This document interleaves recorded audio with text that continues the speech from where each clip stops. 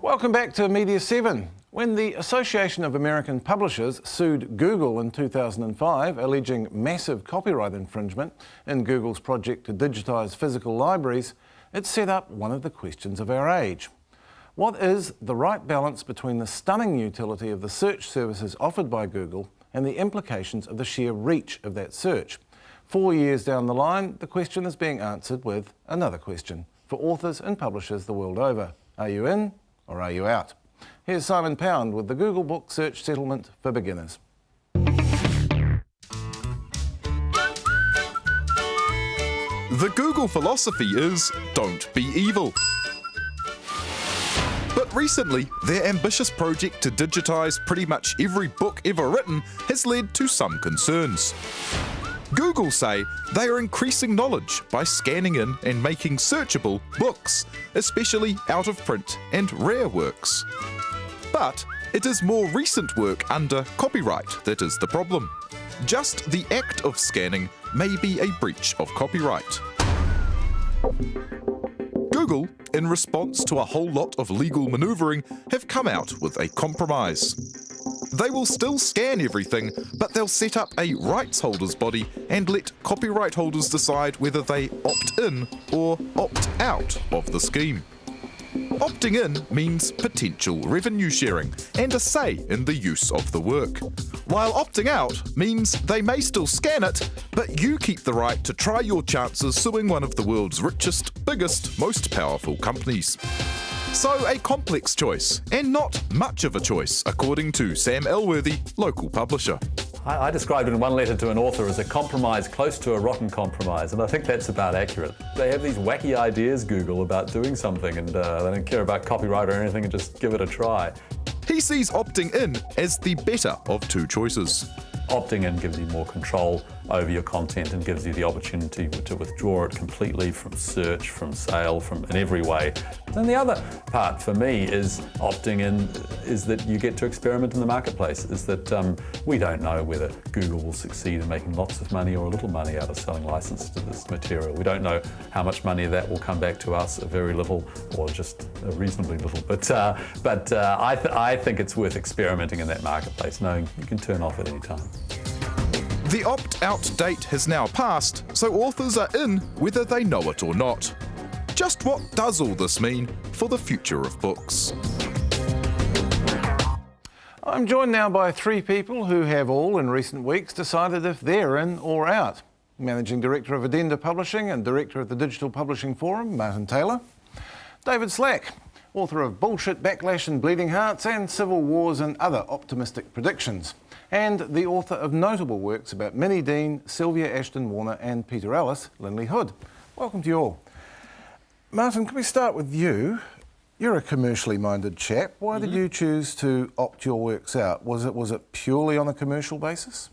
It was a little bit of both. I mean, this is a very craftily crafted settlement, and so there's something there for the practical, pragmatic types, and there's something there for the principles. And my decision to opt out was actually a little bit of both, I think, actually, as it turned out. I do know a lot of the publishers who've opted in, and the most, I guess the most vocal groups here in New Zealand have been publishers in support of the issue, and generally I think they've opted in for the pragmatic reasons. In fact, I know many of them would probably have been holding their nose as they press the opt-in button, because there are some issues that we need to address. But they felt they had no choice. But they felt on balance, they are better in than out. Have publishers been talking about this between themselves? Has it been a hot topic? Yeah, it's been a hot topic, and of course a lot of people were looking for guidance from publishers, a lot of authors were looking for guidance, and other publishers. You know, the official positions of, for example, the Publishers Association have actually been fairly neutral, and again I think that's partly because this is it's a huge and complex agreement which has actually got wins and losses for both parties, and so it's not clear cut. And for that reason, I think publishers were pretty cautious as a group. Did you read the whole thing, all 300 pages? I sure didn't. I've read a lot of pages about the settlement, and I can't claim to be any kind of expert. And in fact, one of the issues I think is that it's a trust me kind of thing, and I think 350 pages of trust me is actually not necessarily a sound position to put people in. David Slack, you made the other decision. You opted in. Why? No, I did. Well, I thought Sam Elworthy's words in the introduction actually captured the way I've gone about everything on the internet since I got onto it in 1995, and that is give it a try. What I saw here was more to like than dislike, and like Martin, I haven't read the 380 pages, and partly I've taken this somewhat cavalier approach because I have the strong sense from what I have read that in the first court hearing I suspect that these people are going to be bounced back to come back and try harder. There's just so much at stake and so many parties outside of America with so much to say that I just don't see it being resolved that quickly. But when I say that there's more to like than dislike, there were three things that really moved me. The first was the notion of having control. I'm interested in the control and not the revenue. I'm not going to make money out of this. I know I won't. But I do like the idea that I can control how my book is used, my books are used, and I think that's productive. The second is there's a new order being carved here in copyright, and I look at it this way. If it's not Google, who else is going to manage to do this thing? Because it's a colossal undertaking that's being carried out here, and I don't think anybody else will have the resources to do it. And the possibility is that this will get argued out and that possibly a better order of copyright will prevail at the end of it than the one right now that really puts the most emphasis on making sure that whoever owns Mickey Mouse does okay. And I'd like to see that change. And the third thing is, I really like the idea of the Wired magazine concept of 1,000 true fans. And this is, very briefly, the idea that if you are an artist or a musician or an author and you are able, somewhere in the world, to connect through the internet with people who just love what you do, so much that they'll buy your mug and they'll buy your cap and they'll buy a monthly subscription to your magazine, then you have a living. No, it's not a Dan Brown living, but you may be a better writer than Dan Brown and you get to live, and that's got a lot going for it. Now, if you're on this, if your out of print book is on the Google Book system and people learn of you in Latvia or Beijing, this may help you build up your 1,000 true fans. I like all of that. Now, having said all that, there's a lot to dislike, and I know we're going to hear it, but I do like those aspects of it. Yeah, I for one was quite astonished to see the page for my little book. I opted in as well. Had a link to the sale on Amazon at 3 times its New Zealand cover price. I thought perhaps we're onto something. But Lindley, you opted out and you've been pretty vocal for your reasons about opting out. I got the impression that it was the fait accompli aspect of it that has offended you most. Would that be right? That's a big part of it. I'm all for digitising books and making them searchable online. That's a great idea. But I think the way Google has gone about it is such a crock that I wouldn't trust them an inch. And there are personal reasons and global reasons for that. The personal reason is they've digitised 3 of my books without my knowledge and consent. They've copied them from cover to cover. That is a massive copyright infringement, and they've done that to more than 10 million books around the world. Google is now saying, okay, we have copied your books without authorisation. We're only telling you because we got caught. We're not giving you them back. We're going to go on using them.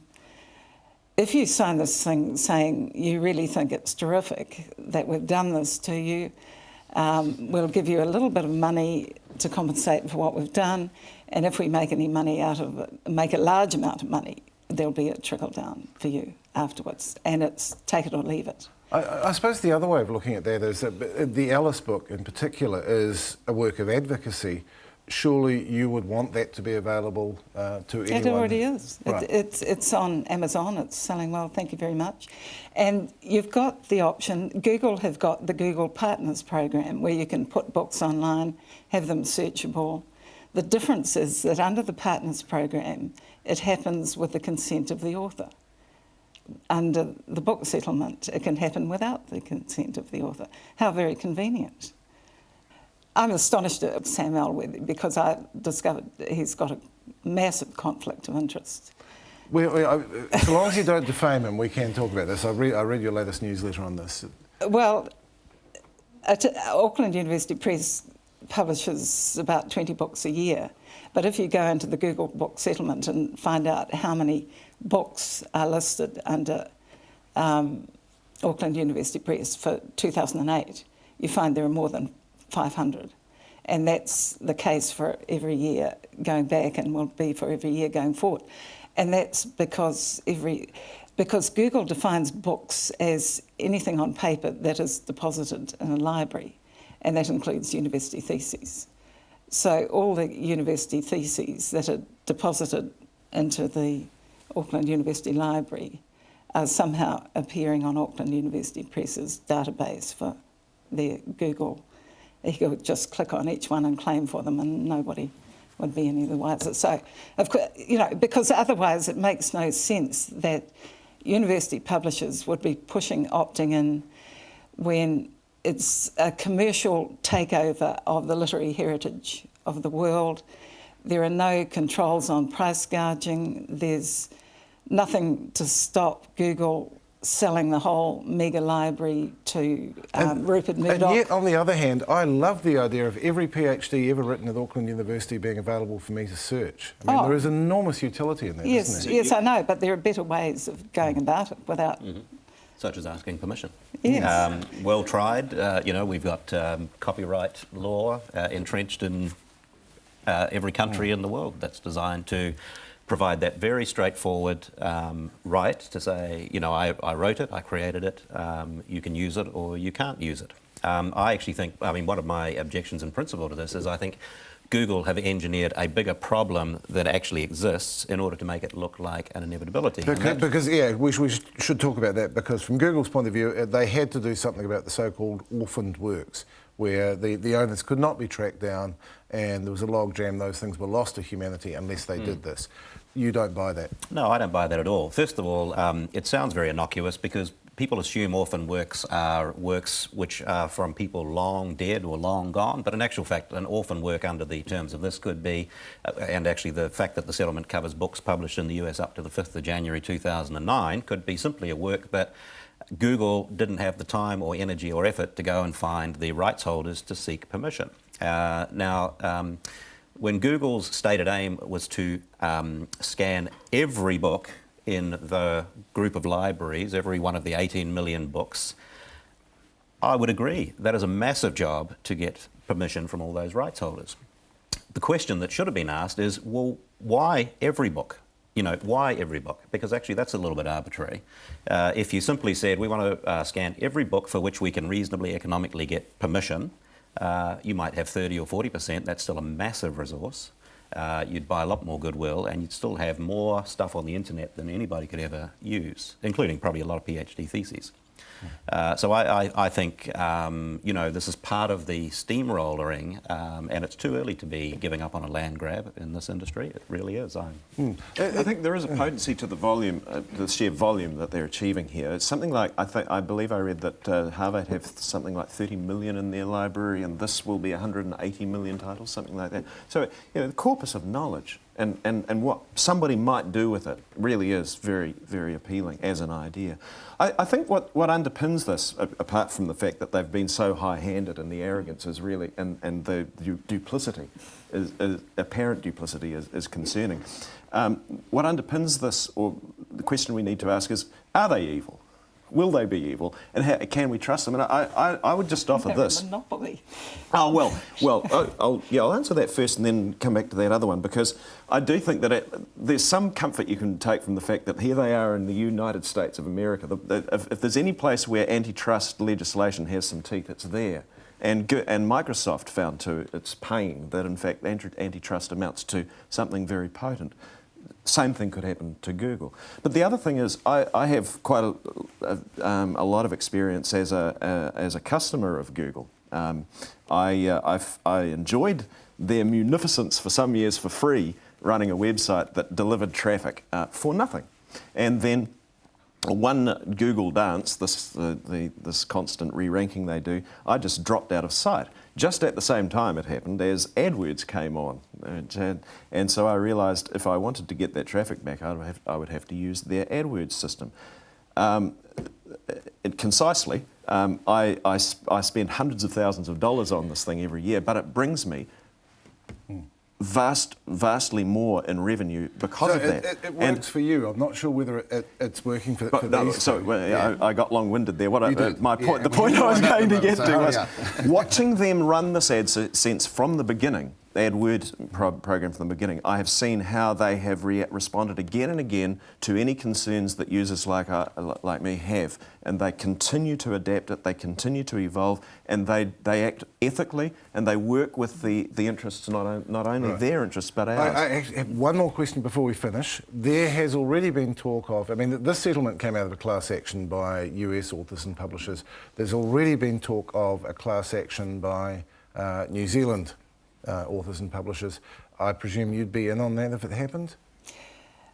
I think there's a place for getting a High Court order that Google has infringed New Zealand copyright. I mean, we've got a law against what they've done, and getting a permanent injunction so that they do have to ask us. Yeah. Is it likely, Nathan? Well, I would hope so, and one of the reasons I opted out was to preserve the opportunity to be part of any other contrary action, because I think that's an opportunity that needs to be taken up. Yeah, it should be good to watch. Thank you very much, all of you. That is all on this topic for now. Thanks to Martin Taylor, David Slack and Lindley Hood. After the break, Carol Hirshfeld looks forward to a new challenge.